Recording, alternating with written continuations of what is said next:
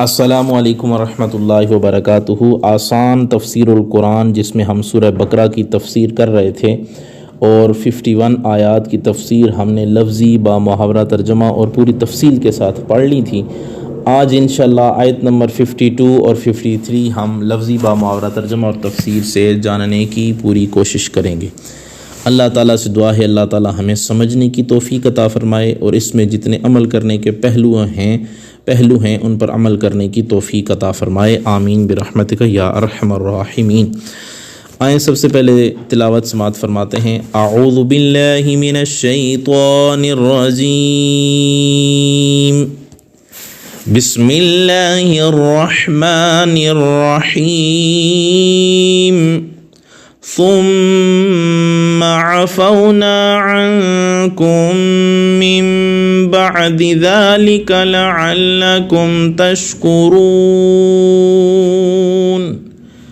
پھر بھی درگزر فرمایا ہم نے تم سے اس ظلم عظیم کے بعد شاید کہ تم شکر گزار بن جاؤ۔ وَإِذْ آتَيْنَا مُوسَى الْكِتَابَ وَالْفُرْقَانَ لَعَلَّكُمْ تَهْتَدُونَ، اور جب عطا فرمائی ہم نے موسیٰ علیہ السلام کو کتاب اور حق و باطل میں تمیز کی قوت تاکہ تم سیدھی راہ پر چلنے لگو۔ دو آیات کا ترجمہ ہو چکا ہے با محاورہ، اب اس کا لفظی ترجمہ کرتے ہیں۔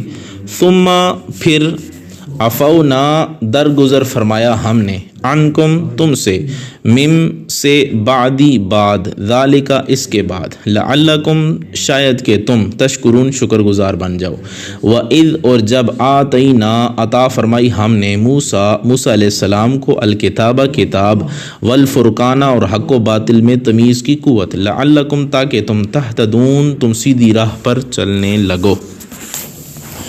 اب اس آیت کا تعلق پچھلی آیت سے اس طرح کا ہے۔ پچھلی آیت میں یہ بتایا تھا کہ تم لوگوں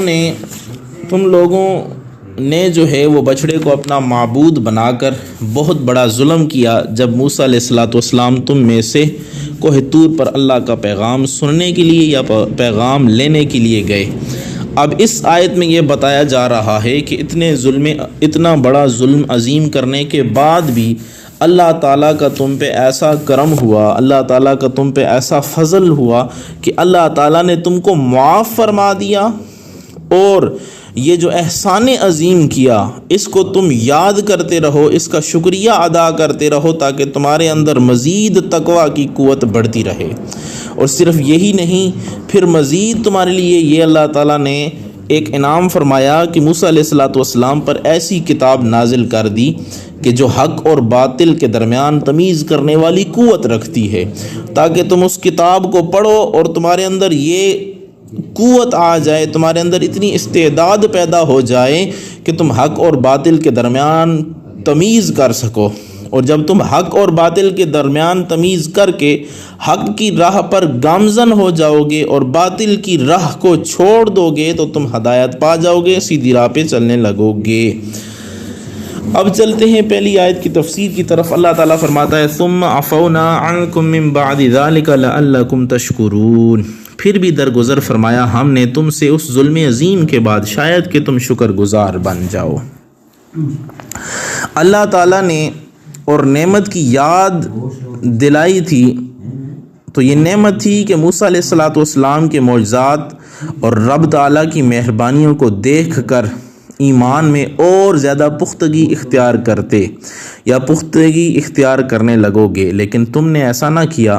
تم نے اللہ تعالیٰ کی نعمتیں کھا کر، حضرت موسیٰ علیہ السلام کے معجزات دیکھ کر، جب موسیٰ علیہ السلام چند دن کے لیے کوہ طور پہ گئے تو تم نے بچڑے کو اپنا معبود بنا لیا، تو یہ بہت بڑا ظلم تھا۔ اس کے بعد اللہ نے فرمایا ثم عفونا عنکم۔ اب عفو کا معنی ہے اللہ تعالیٰ کا مخلوق کو معاف کرنا، اور عام ہے، عذاب کے بعد معاف کرنے کو بھی کہا جاتا ہے، اور عذاب کے مستحق کو عذاب سے پہلے معاف کر دینے کو بھی عفو کہا جاتا ہے۔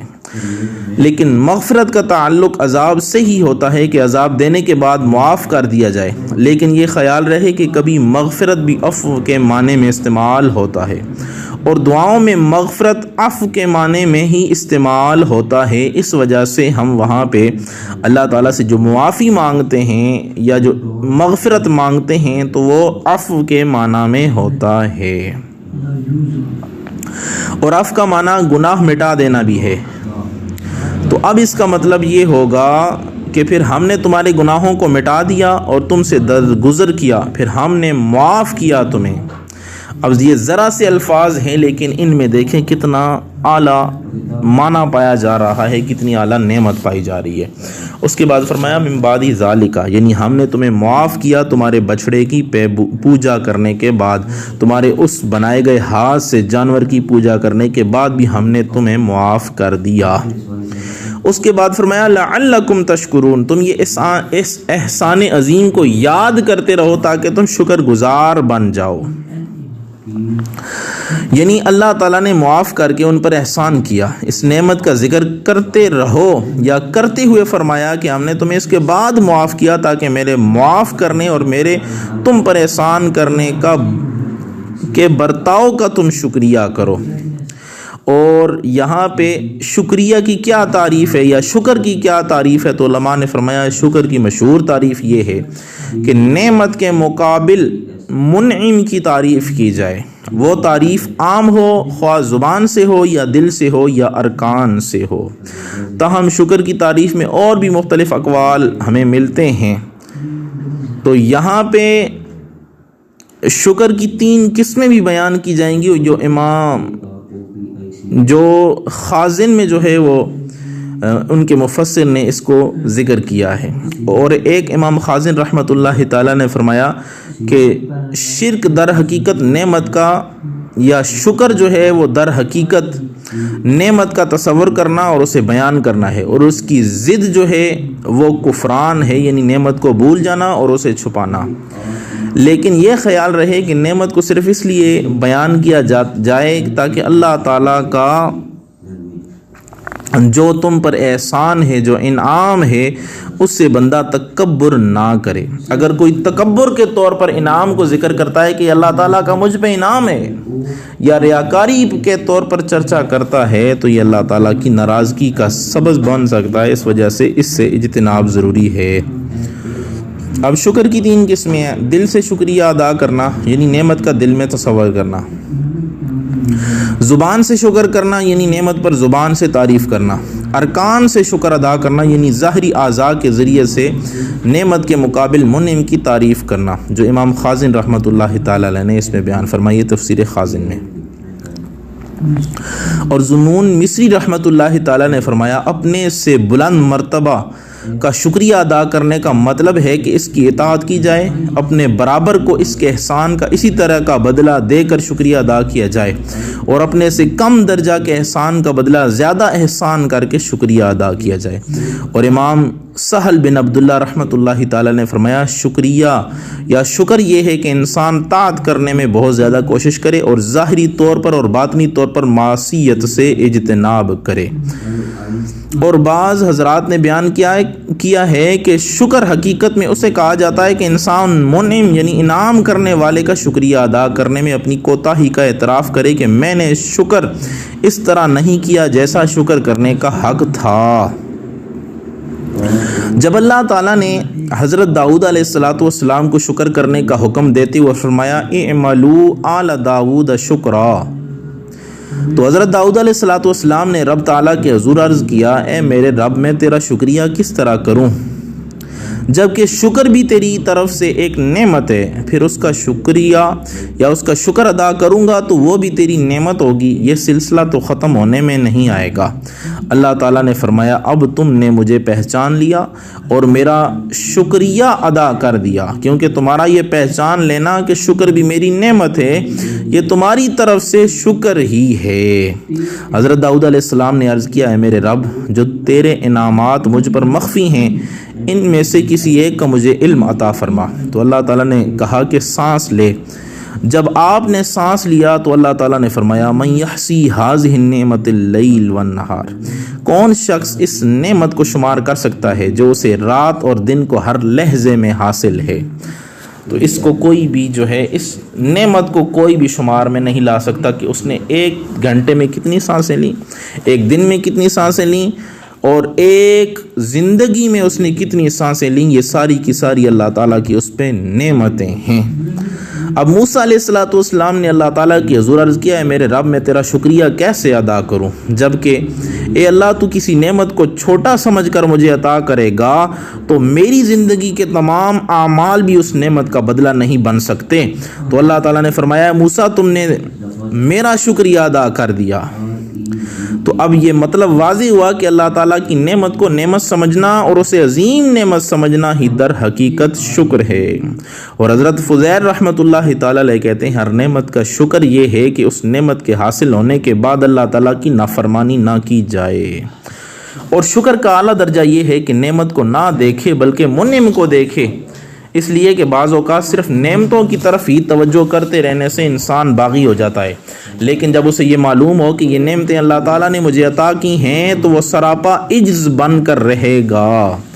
اور امام شبلی رحمۃ اللہ تعالیٰ نے فرمایا شکریہ یہ ہے یا شکر یہ ہے کہ عجز اختیار کیا جائے، نیکی کے کام پابندی سے کیے جائیں اور خواہشات کی مخالفت کی جائے اور طاعات پر وقت صرف کیا جائے۔ اس کو امام قرطبی رحمۃ اللہ تعالیٰ علیہ نے اپنی تفسیر میں لکھا ہے۔ اگلی جو آیت ہے وَإِذْ آتَيْنَا مُوسَى الْكِتَابَ وَالْفُرْقَانَ لَعَلَّكُمْ تَهْتَدُونَ، اور جب عطا فرمائی ہم نے موسیٰ علیہ السلام کو کتاب اور حق و باطل میں تمیز کی قوت تاکہ تم سیدھی راہ پر چلنے لگو۔ اب یہاں پہ اللہ تعالیٰ نے بنی اسرائیل کو نعمت یاد دلائی کہ اللہ تعالیٰ نے تمہیں ہدایت کے لیے موسیٰ علیہ السلام تمہارے درمیان بھیجا، ان کو کتاب عطا کی، حق و باطل میں فرق کرنے والی چیز عطا کی، یہ در حقیقت تم پہ بہت بڑا انعام ہے۔ اب موسیٰ علیہ السلام کے بارے میں موسیٰ علیہ السلام کا جو نام ہے وہ مرکب ہے منہ اور شے سے یا شئی سے۔ منہ کا معنی پانی اور شے کا معنی درخت ہے، پھر شے معجمہ کو سین محملہ سے بدل گیا، یعنی شین کو سین سے بدل دیا گیا، چونکہ آپ کا تابوت بھی پانی اور درختوں سے ملا تھا اس وجہ سے آپ کو موسیٰ کہا گیا۔ اور بعض حضرات نے یہ کہا کہ ماسا یمیسو سے لیا ہوا یہ تو با کا وزن ہے، یا کو واو سے تبدیل کیا تو یہ موسیٰ بن گیا۔ اور موسیٰ علیہ السلام کے والد کا نام عمران ہے جو اپنے قبیلے کے سردار تھے، لادی بن یعقوب علیہ السلام کی اولاد سے تھے۔ اور موسیٰ علیہ السلام کی والدہ کے نام میں بہت اختلاف ہے، اور جو تفسیر روح البیان میں واضح قول ملتا ہے وہ یار خواہ آپ کی والدہ کا نام، اور مفتی احمد یا خان نعیمی رحمۃ اللہ علیہ نے جو تفسیر نعیمی میں لکھا ہے آعز لکھا ہے، عین الف حمزہ اور ذال یہ لکھا ہے۔ اور تفسیر میں آتا ہے کہ سامری کا نام بھی موسیٰ تھا، بظاہر ایمان لایا ہوا تھا لیکن حقیقت میں وہ منافق تھا۔ اب سامری کا جو تفصیلی ذکر ہمیں ملے گا وہ انشاءاللہ 16ویں پارے میں آئے گا، اور وہاں پہ ہم اس کی تفصیل بیان کریں گے۔ الکتاب سے مراد تورات ہے، اور اس میں تمام مفسرین کا اتفاق ہے کیونکہ موسیٰ علیہ السلام پہ نازل ہونے والی کتاب کا نام ہی تورات ہے۔ اور والفرقان کا معنی ہے الفرق بین الحق والباطل، حق اور باطل کے درمیان فرق کرنے والی چیز۔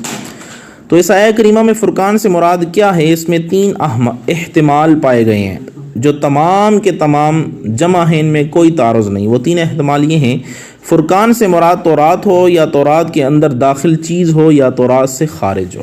پہلا احتمال یہ ہے فرقان سے مراد تورات ہو تو اس صورت میں عطف تفسیری ہوگا، یعنی مطلب یہ ہوگا کہ ہم نے موسیٰ علیہ السلام کو کتاب دی جو حق اور باطل کے درمیان تفریق کرنے والی ہے، فرق کرنے والی ہے، تاکہ تم اس کتاب کے ذریعے ہدایت حاصل کر سکو۔ اور فرقان سے مراد تورات ہو تو اسے یوں بھی بیان کیا جا سکتا ہے کہ بے شک تورات کے 2 وصف ہیں، ایک یہ کہ وہ کتاب ہے جو اللہ کی طرف سے نازل کی گئی ہے، اور دوسرا وصف اس کا یہ ہے کہ وہ فرقان ہے، یعنی حق و باطل میں فرق کرنے والی ہے۔ یہاں دونوں وصفوں کو اس طرح ذکر کیا گیا جیسا کسی شخص کی شجاعت اور سخاوت کو ذکر کرنا مقصود ہو، تو یوں کہا جاتا ہے رأیت الغیث واللیث، میں نے بارش اور شیر کو دیکھا، یعنی میں نے اسے شخص کو دیکھا جو سخاوت میں بارش کی طرح اور بہادری میں شیر کی طرح ہے۔ دوسرا احتمال یہ ہے فرقان سے مراد وہ مسائل ہیں جو تورات میں بیان کیے گئے ہیں، یعنی موسیٰ علیہ الصلوۃ والسلام کو ہم نے کتاب دی اور اس میں اصول دین، فروع دین کو ذکر کیا، اور موسیٰ علیہ الصلوۃ والسلام کو ان کے بیان کرنے اور ظاہر کرنے کا حکم دیا تاکہ ان اصول دین اور فروع دین پر عمل کر کے ہدایت حاصل کر سکو۔ تیسرا احتمال یہ تورات سے خارج چیزیں مراد ہوں، یعنی فرقان سے مراد موسیٰ علیہ الصلوۃ والسلام کے معجزات ہوں کہ آپ کو ید بیضاء، عصا عطا فرمایا گیا، اور بھی بہت ساری نشانیاں ہیں جن کا ذکر ہو چکا، تو وہ حق و باطل کے درمیان فرق کرنے والی ہیں۔ تو تورات سے خارج ہی فرقان سے مراد نصرت ہے اور کشادگی ہے جو بنی اسرائیل کو عطا کی گئی، اور اسی نصرت والے معنی کے لحاظ سے یوم بدر کو یوم الفرقان کہا گیا، جیسے اللہ تعالیٰ نے ان الفاظ سے قرآن کریم میں فرمایا وَمَا أَنزَلْنَا عَلَىٰ عَبْدِنَا يَوْمَ الْفُرْقَانِ يَوْمَ الْتَقَى الْجَمْعَانِ۔ اب آگے اللہ نے فرمایا لَعَلَّكُمْ تَهْتَدُونَ، تاکہ تم سیدھی راہ چلنے لگو، تاکہ تم کتاب میں تدبر کر کے، غور و فکر کر کے، جن مسائل پر وہ مشتمل ہے ان پر عمل کر کے ہدایت حاصل کر سکو۔ اور تفسیر بیضاوی میں آتا ہے تاکہ تم کتاب میں تدبر کر کے اور آیات میں تفکر کر کے ہدایت حاصل کر سکو۔ اور تفسیر تبصیر الرحمن میں ہے تاکہ تمہیں اس ذات کا شکریہ ادا کرنے کی ہدایت حاصل ہو جو حق راہ اور باطل راہ کا پیدا کرنے والا ہے اور حق و باطل میں تمیز کرنے والا ہے۔ یہ 2 آیات کی تفسیر مکمل ہوئی۔ اب اس کی مزید تفسیر جو ہے، جو اگلی آیت ہے، اس کی انشاءاللہ ہم اگلی کلاس میں جانیں گے۔ السلام علیکم ورحمۃ اللہ وبرکاتہ۔